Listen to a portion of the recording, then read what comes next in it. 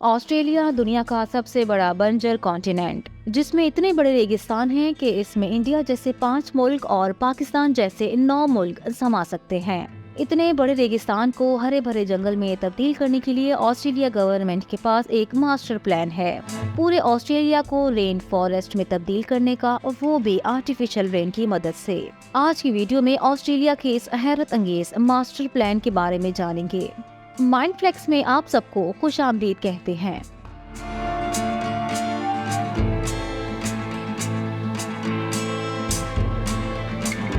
Australia ने अपने इस मास्टर प्लान के जरिए Tully river, Burdekin river and Herbert river को डाइवर्ट करके लेक आयर में लाया जाएगा, जिससे वो आर्टिफिशियल रेन्स होंगी।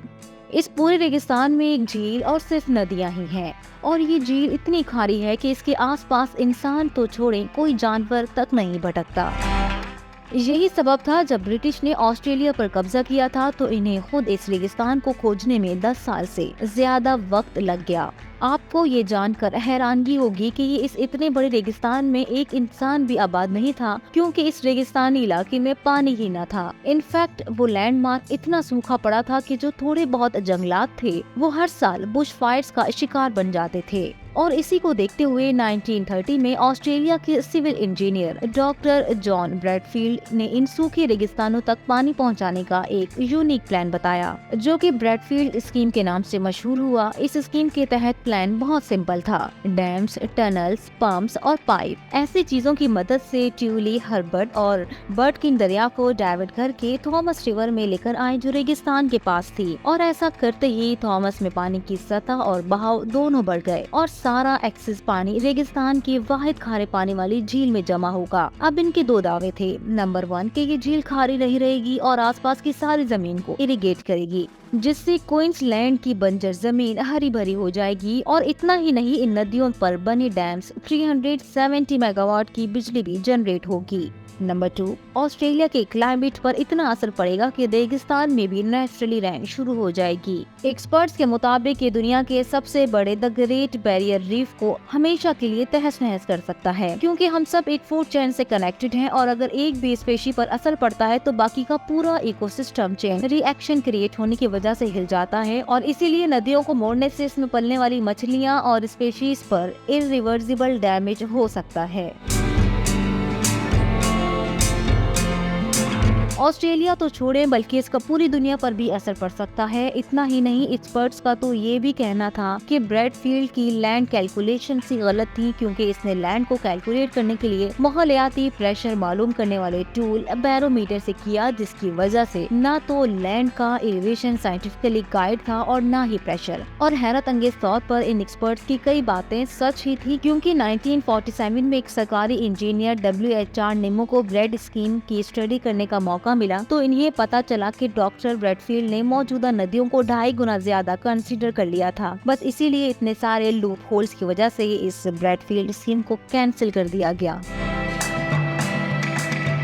लेकिन ताज्जुब की बात यह है कि आज 75 इयर्स के बाद भी ऑस्ट्रेलिया का पानी का मसला वहीं का वहीं है। और सबसे बड़ी ताज्जुब की बात तो ये है कि ब्रैडफील्ड स्कीम को कुछ जरूरी तब्दीलियों के साथ दोबारा लॉन्च करने जा रहे हैं। ऑस्ट्रेलिया को ग्रीन करने के लिए इन तब्दीलियों के साथ ये स्कीम कितनी कामयाब होगी, ये तो आने वाले वक्त में मालूम हो जाएगा। लेकिन तब के लिए ऐसा नहीं कि ऑस्ट्रेलिया अपने डेजर्ट्स को ग्रीन करने के लिए कुछ नहीं कर रहा। ऑस्ट्रेलिया ने इसके लिए यूनिक तरीके निकाले हैं और अब बीच भी ड्रोन की मदद से बोए जा रहे हैं। ऑस्ट्रेलिया का सबसे बड़ा नेशनल डिजास्टर जंगल में बुश फायर्स है, जिसमें ऑस्ट्रेलिया हर साल 20% अपने दरख्त खो देता है। तो ऐसे बुश फायर्स और सूखे इलाकों में कई प्राइवेट कंपनीज जैसे एयरसीड और सरकारी ऑस्ट्रेलियन वेबसाइट के मुताबिक वहां रोजाना 2 लाख दरख्त लगाए जा रहे हैं, जिसके लिए सरकार पिछले 7 सालों में $1.5 बिलियन खर्च कर चुकी है। इतना ही नहीं, ऑस्ट्रेलियन सरकार रेगिस्तानों से बिजली और एयर फ्रॉम वाटर टेक्नोलॉजी की मदद से ग्रीन हाइड्रोजन को भी मैन्युफैक्चर कर रही है। और ये बिजली इतनी ज्यादा है कि अफगानिस्तान, नेपाल, भूटान को साल भर की बिजली सप्लाई में मिल सकती है। ऑस्ट्रेलिया ने ये बिजली अपने रेगिस्तान में सोलर पैनल लगाकर पैदा की है, जिससे वो अगले 5 सालों में 4,10,000 टन ग्रीन हाइड्रोजन प्रोड्यूस कर लेंगे, जो कि इंतहाई ज्यादा है। ग्रीन हाइड्रोजन प्रोग्राम से भले ऑस्ट्रेलिया के रेगिस्तान सही इस्तेमाल हो जाए, लेकिन जमीन तो फिर भी बंजर ही रहेगी।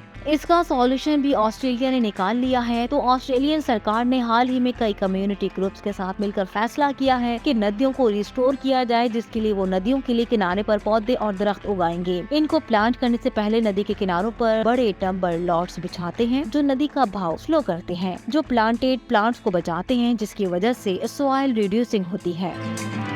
और फाइनली इस सब की मदद से फ्लोरा और फोना एक बार फिर से जी उठेंगे, जबकि ये रेगिस्तानी पौधे आने वाले वक्त में कार्बन सिंक बनने की काबिलियत भी रखते हैं। यहाँ तक तो सब सेफ एंड साउंड है, पर अभी भी एक चैलेंज है जो ब्रैडफील्ड स्कीम की फेलियर या सक्सेस को तय करेगा। वो है अप्रोचेबल ड्रिंकिंग वाटर की मौजूदगी या अदम मौजूदगी। हैरानगी की बात है कि ऑस्ट्रेलिया 100 साल पुराना पानी का सिस्टम इस्तेमाल कर रहा है, जिस पर वो काफी इन्हिसार करता है। 1896 में बनी gold fields water supply scheme आज भी ऑपरेशनल है और तो और 1 लाख लोगों के अलावा फार्म्स और माइंस को भी पानी सप्लाई करती है। और दूसरा प्रोजेक्ट स्नोवी माउंटेन्स स्कीम, जो कि वर्ल्ड का सिविल इंजीनियरिंग वंडर भी कहा जाता है, जिसे साल 1949 में स्नोवी रिवर पर बनाया जाता है। ये project 9 power station, 16 major dams, 18 kilometre aqueducts और 145 किलोमीटर के इंटरकनेक्टेड टनल की वजह से इंजीनियरिंग वंडर है। और इन सब की वजह से ऑस्ट्रेलिया ने इनोवेशंस पर भी कोई तवज्जो ही नहीं दी, जिसकी वजह से आज भी वहाँ अप्रोचेबल ड्रिंकिंग वाटर की प्रॉब्लम मौजूद है। तो अब सवाल ये पैदा होता है कि क्या ब्रैडफील्ड स्कीम इन सब मसाइल का वाहिद हल है, क्योंकि ये ऑस्ट्रेलिया के लिए बहुत बड़ा मसला है। रेगिस्तानों की अक्सरियत की वजह से इतने बड़े मुल्क में कोई आबादी ही नहीं। आपको क्या लगता है, ऑस्ट्रेलिया इस प्रोजेक्ट में कितनी कामयाबी हासिल कर पाएगा? कमेंट करके अपनी राय जरूर दीजिएगा। माइंडफ्लेक्स देखने के लिए आप सबका बहुत शुक्रिया। मिलते हैं इसी किस्म की मालूमाती वीडियो में। माइंडफ्लेक्स को सब्सक्राइब करें, बेल आइकन को प्रेस करें ताकि आने वाली वीडियोस का नोटिफिकेशन मिल सके।